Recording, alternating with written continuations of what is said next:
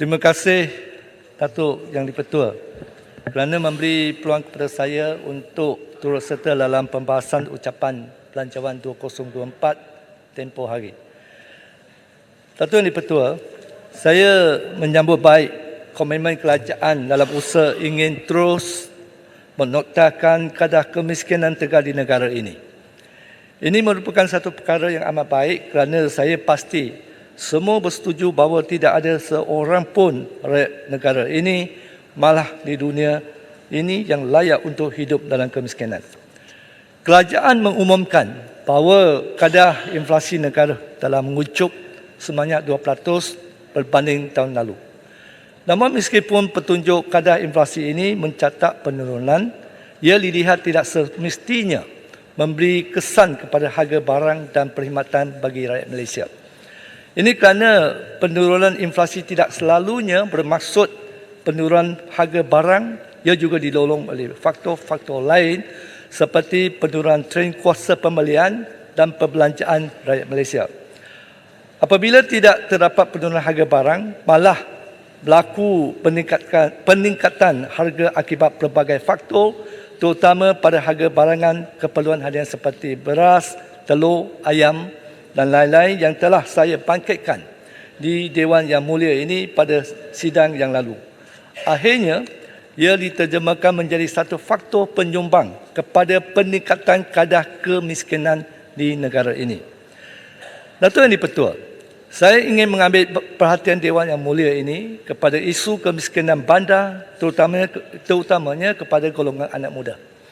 Dalam pembentangan Belanjawan 2024 tempoh hari, Yang Amat Berhormat Perdana Menteri turut menyebut tentang kadar pendapatan garis kemiskinan PGRK makanan tahun 2023 iaitu sebanyak RM1,998 sebulan.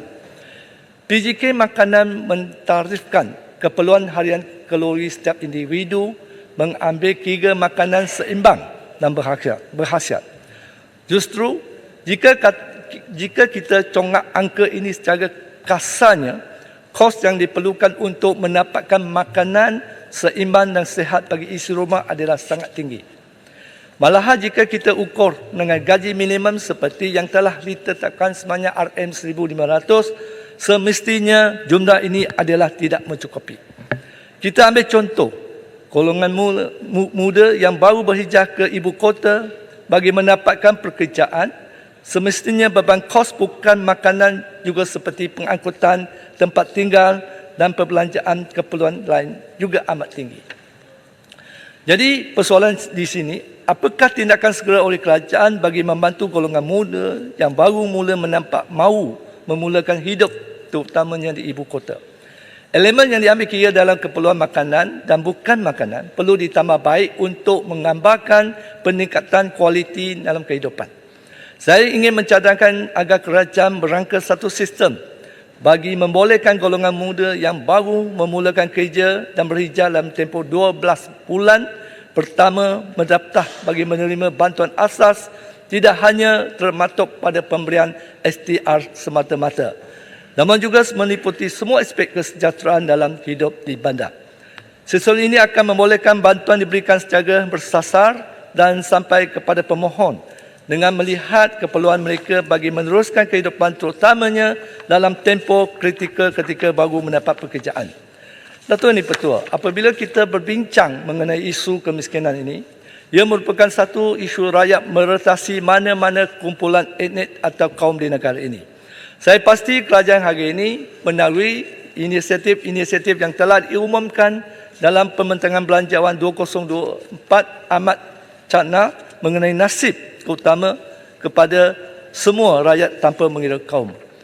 Laporan kajian survei pendapatan dan perbelanjaan isi rumah 2022 oleh Jabatan Perangkaan Malaysia telah memberikan gambaran yang membimbangkan mengenai trend kemiskinan bandar yang meningkat tahun lalu, iaitu naik dari 3.9% pada tahun 2019 kepada 4.5% pada tahun 2022. Berdasarkan laporan tersebut, Bumiputera mencatat insiden kemiskinan tertinggi pada kadar 7.9%. diikuti dengan kumpulan Etnik India pada 5.4% dan kumpulan Etnik Cina pada 1.9%. Trend yang membimbangkan ini dikuatiri akan meningkatkan risiko dan bilangan kumpulan rentang yang kini berada di tepi jurang garis kemiskinan tergelincir sebagai golongan miskin baharu. Sebagai cadangan, mungkin sudah tiba masanya untuk kerajaan menubuh agensi khusus yang boleh memfokuskan ke arah menangani isu kemiskinan bandar seperti peranan yang dimainkan oleh MARA bagi membantu sosial ekonomi masyarakat dua bandar.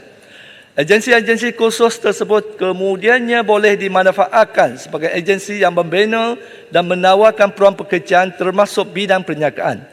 Jika di dua bandar lazimnya banyak dibuka peluang perniagaan berasaskan produk, di bandar pula agak baik untuk kita mengetengahkan bakat dalam perniagaan berasaskan servis atau kemahiran. Saya berharap kerajaan boleh mempertimbangkan cadang-cadang ini kerana ia bukan sahaja bertindak sebagai alternatif perencanaan pendapatan untuk rakyat, malah jika diurus dengan baik, pastinya ia akan bertindak sebagai satu modul asas peningkatan modal insan dan menjana lebih banyak peluang pekerjaan kepada rakyat Malaysia di bandar. Datuk Ketua, selain daripada itu saya ingin bangkit berkaitan isu naik taraf tandas. Kita semua mengambil maklum dan berbesar hati dengan keprihatinan yang amat berhormat Perdana Menteri dalam menjayakan pembaikan tandas sebanyak 8,354 buah sekolah di seluruh negara seperti diumumkan ketika pembentangan belanjawan 2024 tempoh hari. Malah sudah usaha perbaikan tandas di sekolah dijangka siap sepenuhnya menjelang akhir tahun ini. Kerajaan juga telah mengumumkan akan meneruskan usaha ini dengan memberi peruntukan sebanyak RM150 juta bagi penyelenggaraan dan perbaikan tandas awam melibatkan 150 PBT seluruh negara. Saya ingin mencadangkan agar usaha baik ini dapat turut dipanjangkan kepada perbaikan tandas-tandas di fasiliti kesihatan di seluruh negara seperti di klinik-klinik komuniti atau klinik desa, klinik kesihatan dan hospital awam milik kerajaan yang jumlah hanya sekitar 2,800 buah seluruh negara. Jauh lebih kecil daripada jumlah sekolah yang sudah dijayakan. Malah jika lihat tempoh hari, Kementerian Kesihatan merupakan kementerian yang mendapat peruntukan yang besar. Jika peruntukan tersebut benar-benar diurus dengan baik, saya pasti ia turut mencukupi untuk memenuhi cadangan saya ini. Amatlah baik jika kerajaan dapat mempertimbangkan cadangan saya ini dan agar dapat memupuk sifat senang hati di kalangan pesakit, pekerja atau mana-mana pengunjung fasiliti kesihatan awam negara kita. Seterusnya dapat mempengaruhi peningkatan kualiti servis perkhidmatan pusat kesihatan di negara ini. Tuan Di-Pertua, seterusnya saya ingin sentuh sikit berkaitan pekerja asing. Saya juga ingin mengambil peluang ini kerana saya terima berkaitan permasalahan yang dihadapi oleh industri perabot di negara kita. Ekoran Perintah Kawalan Pergerakan PKP, industri ini telah terkesan agak teruk. Lanjutan daripada ini, kesan terhadap pengeluaran dan kini masalah yang perlu dihadapi akibat keadaan ekonomi yang tidak menentu terus menjejaskan nilai ekspor perabot. Berdasarkan data dari Januari hingga Julai 2023, nilai ekspor perabot berjumlah RM6,287 bilion menurun sebanyak 26% berbanding RM8,499 bilion dalam tempoh sama pada tahun 2022. Kini, dalam usaha meningkatkan kembali ekspor perabot, Majlis Perabot Malaysia atau MFC telah menganjurkan beberapa misi perdagangan ke negara seperti Jepun, India dan China untuk meneroka pasaran baharu. Namun permintaan masih belum sampai tahap yang minimum. Jika kemasukan pekerja asing mengikut Devi kemasukan pekerja asing sedia ada yang telah diluluskan, dibimbangi akan mengakibatkan lambakan dan lebihan pekerja asing yang tidak bekerja dan menjadi bebanan kepada syarikat atau majikan. Justru bagi mengatasi masalah ini, MFC ingin memohon kerajaan agar dapat melanjutkan tempoh kepada majikan untuk membawa masuk pekerja asing baharu di bawah kelulusan persyarat pekerja asing kepada 18 bulan lagi bagi memenuhi keperluan pengeluaran perabot pada masa yang sesuai, iaitu seiring dengan kadar permintaan pasaran. Permohonan ini pastinya dapat membantu menyelesaikan masalah industri perabot negara ini. Selain itu, saya ingin bawa satu dua perkara di kawasan saya, Tanjung Piai. Tuan yang dipertua, seiring dengan pembangunan pesat sektor ekonomi di Pekanan Nas telah menyebabkan taman-taman perumahan baru juga terus berkembang. Pertambahan penduduk yang pesat memerlukan juga sekolah-sekolah agama bagi keperluan anak-anak. Untuk maklumat Dewan Yang Mulia, Sekolah Agama Batu 24 ini dioperasikan dengan menumpang sementara di bangunan Sekolah Kebangsaan Batu 24 sejak tahun 2005.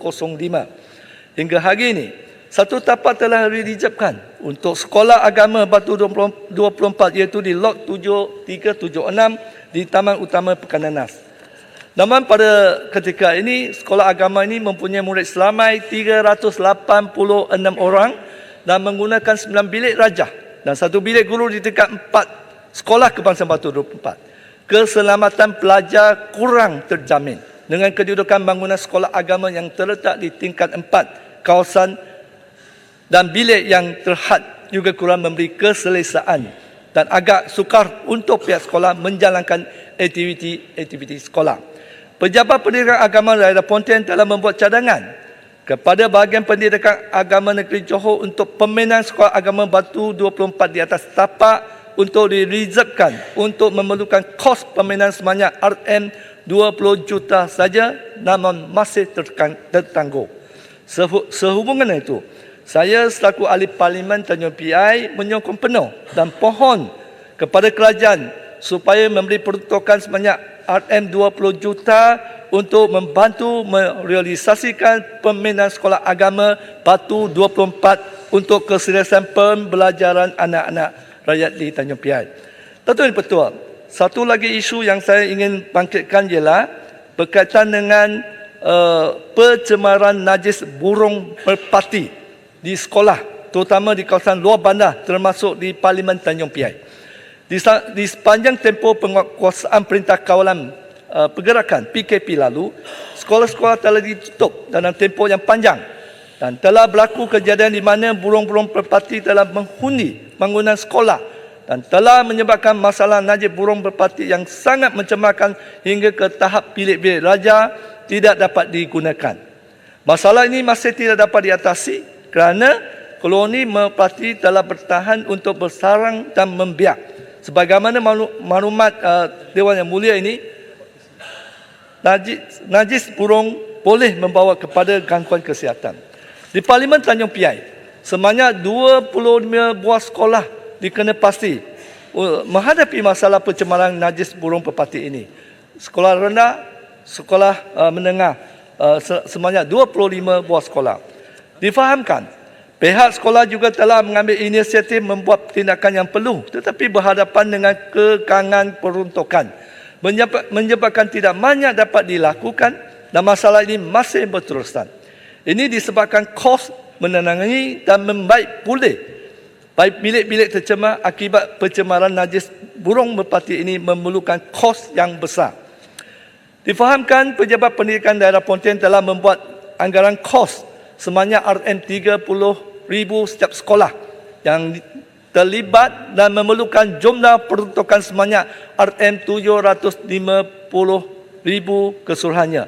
RM750,000 keseluruhannya untuk menandatangani masalah pencemaran najis burung merpati di 25 buah sekolah yang berada dalam kawasan Parlimen Tanjung Piai. Dengan peruntukan sebanyak RM1 bilion yang disediakan untuk menaik taraf dan menyeraga sekolah-sekolah di seluruh negara, saya pohon Kementerian Pendidikan memberikan peruntukan sebanyak RM750,000 seperti anggaran Pejabat Pendidikan Daerah Pontian dan perhatian khas berkaitan isu ini kerana jika tidak diatasi segera, kekhawatiran terhadap ancaman masalah kesihatan yang berterusan akan mengganggu keselesaan anak-anak yang bersekolah. Selain daripada kerugian tidak dapat menggunakan bilik-bilik raja yang tercemar dan najis burung ini. Jadi saya beranggap ini satu isu yang amat penting. Saya mungkin bukan saja di kawasan saya, mungkin di kawasan-kawasan lain. Saya harap penuntut yang dikemukakan dapat direalisasikan oleh kerajaan. Itu saja pembahasan saya. Sekian, saya menyokong